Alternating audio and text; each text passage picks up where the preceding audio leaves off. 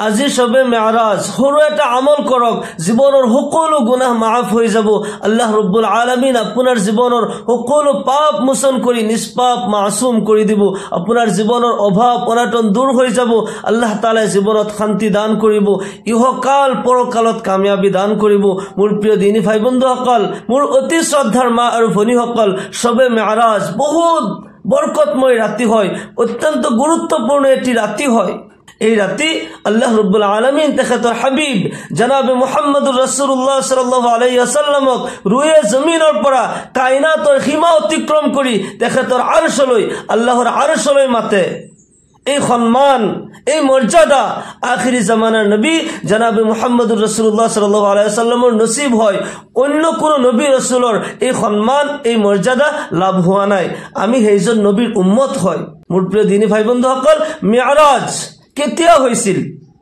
যিদিনাখন কুফাৰ আৰু মুশৰিকিন সকলে নবী সাল্লাল্লাহু আলাইহি ওয়াসাল্লামক বহুত কষ্ট দিছিল বহুত নিৰ্যাতন কৰিছিল দু জাহানৰ বাদশা জনাবে মুহাম্মদুৰ ৰাসূলুল্লাহ সাল্লাল্লাহু আলাইহি ওয়াসাল্লাম তাইফলৈ গৈছিল দিন প্ৰচাৰৰ কাৰণে তাইফৰ মুশৰিকিন সকলে কুফাৰ সকলে নবী সাল্লাল্লাহু আলাইহি ওয়াসাল্লামৰ দিনটো মানাই নাই দাওয়াতটো কবুল কৰাই নাই তেওঁলোকে নিৰ্যাতন কৰিছে নবী সাল্লাল্লাহু আলাইহি ওয়াসাল্লামক পাথৰ মাৰিছে গোটেই শৰীৰ তেজেৰে ৰঙীন কৰি দিছে জিব্ৰাইল আলাইহিস সালাম পৰ্যন্ত আল্লাহৰ ওচৰত দোয়া কৰিছে ইয়া আল্লাহ এই বান্দাক আৰু কষ্ট নিদিবা এতিম নবীক আৰু তুমি কষ্ট নিদিবা জিব্ৰাইল আলাইহিস সালাম পৰ্যন্ত আল্লাহৰ ওচৰত কান্দি কান্দি দোয়া কৰিছে ইয়া আল্লাহ এই এতিম নবীক তুমি আৰু কষ্ট নিদিবা জন্ম হোৱাৰ আগতে পিতৃ ইন্তেকাল হৈ গল জন্ম হোৱাৰ পিছত মাতৃৰ লগত বহুত দিন খেলা ধুলা কৰিব পৰা নাই মাতৃৰো ইন্তেকাল হৈ গৈছে এই এতিম নবীক তুমি আৰু কষ্ট নিদিবা আল্লাহ ৰাব্বুল আলামিনে কয় হে জিব্ৰাইল তুমি না জানা তাইফৰ সফৰৰ পিছতে মই ডাঙৰ তোহফা দান কৰিম এনেকুৱা তোহফা যে মোৰ নবী খুশ হৈ যাব ইন্না মাআল উসৰি ইউসৰা নিশ্চয় কষ্টৰ পিছত মুশকিলৰ পিছত আসানি আছে আল্লাহ ৰাব্বুল আলামিন তাইফৰ সফৰৰ পৰা নবী সাল্লাল্লাহু আলাইহি ওয়াসাল্লামক ঘুৰাই আনি নবী সাল্লাল্লাহু আলাইহি ওয়াসাল্লাম হিদিনাখন বহুত গমগিন হৈছিল বহুত কষ্ট পাইছিল কুফাৰ সকলৰ মুশৰিকিন সকলৰ নিৰ্যাতনত নবী সাল্লাল্লাহু আলাইহি ওয়াসাল্লাম নিজৰ গৃহৰ পৰা ওলাই আহি তেখেতৰ খুৰাকৰ ঘৰৰ ভনী হয় উম্মে হানিৰ ঘৰত হিদিনাখন নিদ্ৰা অৱস্থাত আছিল আল্লাহৰ ৰাসূল জনাবে মুহাম্মদুৰ ৰাসূলুল্লাহ সাল্লাল্লাহু আলাইহি ওয়াসাল্লামে কয় মই উম্মে হানিৰ ঘৰত থাকোতে জিব্রাইল আলাইহিস সালাম মিকাইল আলাইহিস সালাম 50,000 ফেরেশতাক লৈ উপস্থিত হয় লগতে বুরাক হাজির করে আর সালাম দিয়ে সালামৰ পিছত আৰজ কৰে ইয়া ৰাসূলুল্লাহ সাল্লাল্লাহু আলাইহি ওয়াসাল্লাম আল্লাহ ৰাব্বুল আলামিন আপোনাৰ লগত মুলাকাতৰ কাৰণে অপেক্ষাত আছে আল্লাহ ৰাব্বুল আলামিন আপোনাৰ মুলাকাতৰ মুনতাজিৰ হয় সুবহানাল্লাহ আল্লাহর নবী জনাবে মুহাম্মদুর রাসূলুল্লাহ সাল্লাল্লাহু আলাইহি ওয়াসাল্লাম চিন্তিত হয়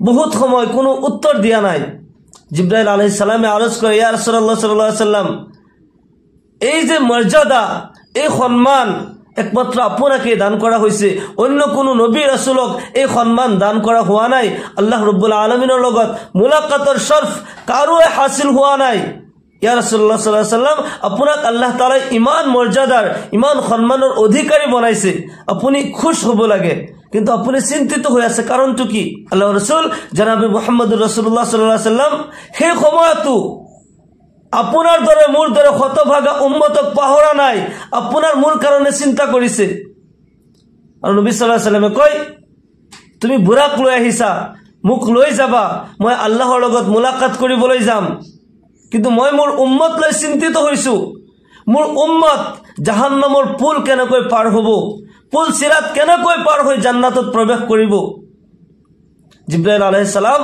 আল্লাহৰ পক্ষৰ পৰা পেগাম দিয়ে ইয়া ৰাসূলুল্লাহ সাল্লাল্লাহু আলাইহি ওয়াসাল্লাম আপোনাৰ উম্মতৰ কাৰণে আপুনি চিন্তা নকৰিব আপোনাৰ উম্মতৰ জিম্মা খুদ আল্লাহ ৰাব্বুল আলামিনে লৈছে আপোনাৰ উম্মত যি সকলে আপোনাক মানিব আপোনাক সম্মান কৰিব আপোনাৰ সুন্নত অনুসৰণ কৰি চলিব তেওঁলোকক কিয়ামতৰ দিনাখন আল্লাহ তাআলাই চকুৰ পলকতে পুল সিৰাত পাৰ কৰি দিব সুবহানাল্লাহি বিহামদিহি নবী সাল্লাল্লাহু আলাইহি ওয়াসাল্লামৰ মন তেতিয়া শান্ত সুস্থ হল তেতিয়া মনটো আনন্দিত হল যে মোৰ উম্মতে নাজাত নিশ্চয় পাব তাৰ পিছত নবী সাল্লাল্লাহু আলাইহি ওয়াসাল্লাম বুৰাকত আৰোহণ কৰিলে আৰু বুৰাকত আৰোহণ কৰি কাবা শৰীফৰ পৰা বাইতুল মুকাদ্দাছলৈকে যায়, ফিলিস্তিনৰ বাইতুল মুকাদ্দাছ।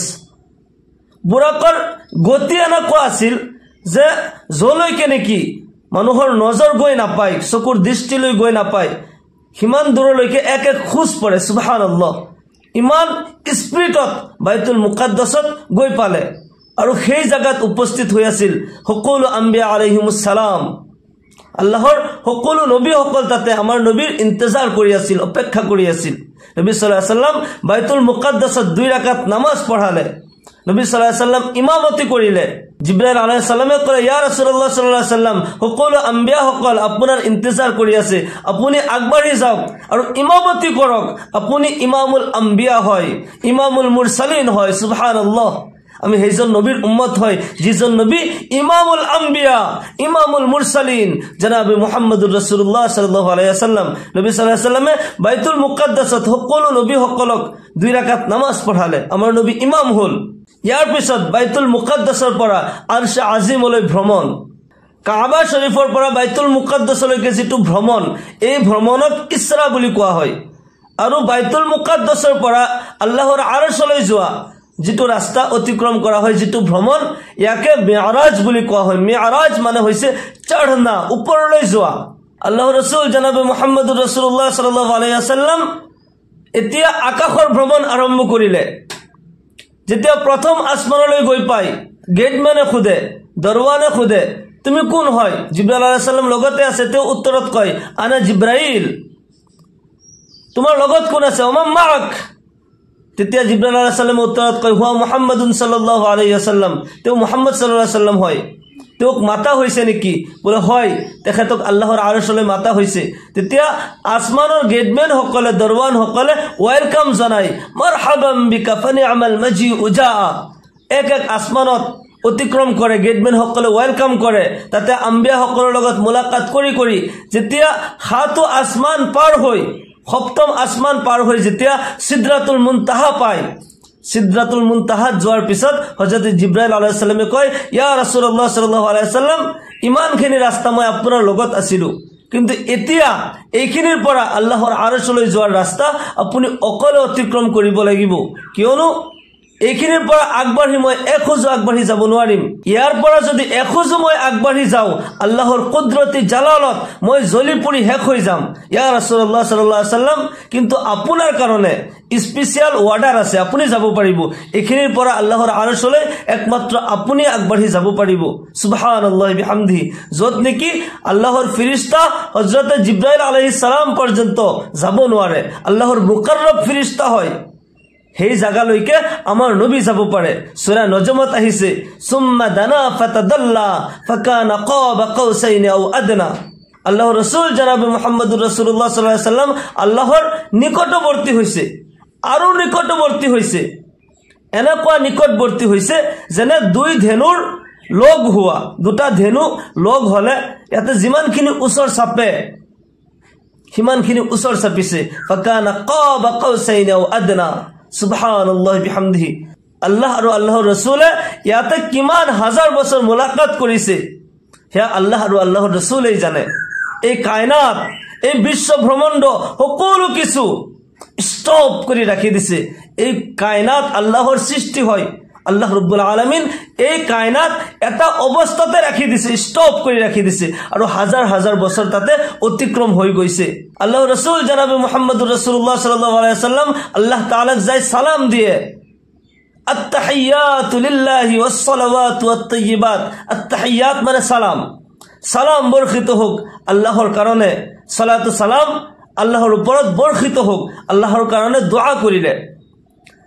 তেতিয়া লগে লগে আল্লাহ ৰাব্বুল আলামিনে কয়, আসসালামু আলাইকা আইয়ুহান নাবিয়্যু ওয়া ৰাহমাতুল্লাহি ওয়া বাৰাকাতুহু। হে নবী, আপোনাৰ ওপৰত সালামতি বৰ্ষিত হোক, আল্লাহৰ ৰহমত বৰ্ষিত হোক, আল্লাহৰ বৰকত বৰ্ষিত হোক, নাজিল হোক। আল্লাহ ৰাব্বুল আলামিনে নবী সাল্লাল্লাহু আলাইহি ওয়াসাল্লামক দোয়া দিলে। নবী সাল্লাল্লাহু আলাইহি ওয়াসাল্লামে চিন্তা কৰিব, সেই সময়ত আপোনাক মোক পাহৰা নাই, সেই সময়তো আপোনাৰ দৰে মোৰ দৰে উম্মতৰ কাৰণে চিন্তা কৰিছে। যে আল্লাহ তাআলা তো মোর কারণে সালামতির দোয়া দিলে, রহমত বরকতের দোয়া দিলে, মোর উম্মত তো বাকি থাকিল। আসসালামু আলাইনা, নবী সাল্লাল্লাহু আলাইহি ওয়াসাল্লাম লগে লগে কলে আসসালামু আলাইনা ওয়া আলা ইবাদিল্লাহিস সালিহিন। ইয়া আল্লাহ, আমার ওপৰত সালামতি বৰ্ষিত হোক, আৰু যিসকলে কিয়ামতলৈকে যিমান উম্মত আহিব, যিসকলে নেক আমল কৰিব, ইবাদিল্লাহিস সালিহিন, যিমান নেক বান্দাসকলে নেক আমল কৰিব, সকলোৰে ওপৰত সালামতি বৰ্ষিত হোক। সুবহানাল্লাহ। আমাৰ নবী মেৰাজত যায়ও আপোনাক মোক পাহৰা নাই। সেইজন নবীক আমি কেনেকৈ পাহৰি থাকো? সেই মেৰাজৰ ৰাতিয়ে নামাজ ফৰজ কৰা হৈছিল। 50 ওয়াক্তৰ নামাজ আল্লাহ ৰাব্বুল আলামিনে আমাৰ কাৰণে দান কৰিছিল। পিছলৈ যাই 50 ওয়াক্তৰ পৰা 5 ওয়াক্তলৈ আহিল। আমি 5 ওয়াক্তৰ নামাজ যদি পঢ়ো, আমি 50 ওয়াক্তৰ নামাজৰ সওয়াব পাম। সুবহানাল্লাহ। মেৰাজৰ ৰাতি বহুত বৰকতময় ৰাতি হয়। এই ৰাতিৰ উচিলাই, মেৰাজৰ উচিলাই আমি নামাজ পাইছো। নবী সাল্লাল্লাহু আলাইহি ওয়াসাল্লাম আল্লাহৰ লগত সাক্ষাৎ কৰিছিল, আল্লাহৰ আৰশলৈ যায়, আৰু আমাৰ কাৰণে জমিনতে মেৰাজ লৈ আহিছে, নামাজ লৈ আহিছে। আস-সালাতু মি'ৰাজুল মুমিনিন, নামাজ হৈছে মুমিনৰ কাৰণে মেৰাজ। যেতিয়া মুমিন সকলে নামাজ পঢ়ি থাকে, আল্লাহৰ লগত কথোপকথন কৰে, আল্লাহৰ লগত সাক্ষাৎ কৰি থাকে। সুবহানাল্লাহ। সেইকাৰণে আমি নামাজ পঞ্জগানা আদায় কৰিব লাগে, নামাজ পঢ়িব লাগে। ইয়াৰ দ্বাৰা মেৰাজ হাসিল হয়। এই মাহটোৱে হৈছে বৰকতময় মাহ। ৰজবৰ মাহটো আশহুৰে হুৰুমৰ ভিতৰত পৰিছে। এই মাহৰ যিকোনো দিন ৰাতি বৰকতময় হয়, আল্লাহৰ ইবাদত কৰিব লাগে। মেৰাজৰ ৰাতি বহুত গুৰুত্বপূৰ্ণ, বহুত বৰকতময় এটি ৰাতি হয়। এই ৰাতি আল্লাহৰ বেছি বেছি ইবাদত কৰিব, নবীৰ মুহাব্বতত দুৰুদ শৰীফ বেছি বেছিকৈ পঢ়িব। মই আপোনাক কওঁ, আপুনি সৰু এটা আমল কৰিব, 4 ৰাকাত নামাজ আপুনি পঢ়িব। তাসবিহ নামাজ বুলি কোৱা হয়, সালাতুত তাসবিহ।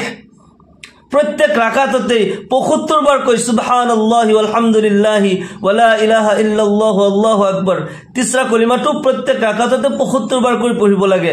সালাতুত তাসবিহ কেনেকৈ পঢ়িব লাগে এই বিষয়ে মই এটা ভিডিও এই চ্যানেলত আপলোড কৰিছো। এই ভিডিওটা আপুনি চাই লব, নামাজৰ তৰিকাটো আপুনি জানিব পাৰিব। এই ৰাতি আপুনি এই 4 ৰাকাত নামাজ পঢ়িব, দুৰুদ শৰীফ পঢ়িব, ইস্তিগফাৰ বেছি বেছি পঢ়িব। আল্লাহ ৰাব্বুল আলামিনে জীৱনৰ সকলো গুনাহ মাফ কৰি দিব। আগৰ গুনাহ, পিছৰ গুনাহ, নতুন গুনাহ, পুৰণা গুনাহ, জানি কৰা গুনাহ, নাজানি কৰা গুনাহ, সকলো ধৰণৰ গুনাহ মাফ কৰি নিষ্পাপ মাসুম কৰি দিব। মোৰ প্ৰিয় দিনী ভাই বন্ধুসকল, আল্লাহ ৰাব্বুল আলামিন আমাক সকলোকে কোৱা আৰু শুনাতকৈ বেছি বেছি আমলৰ তৌফিক দান কৰক।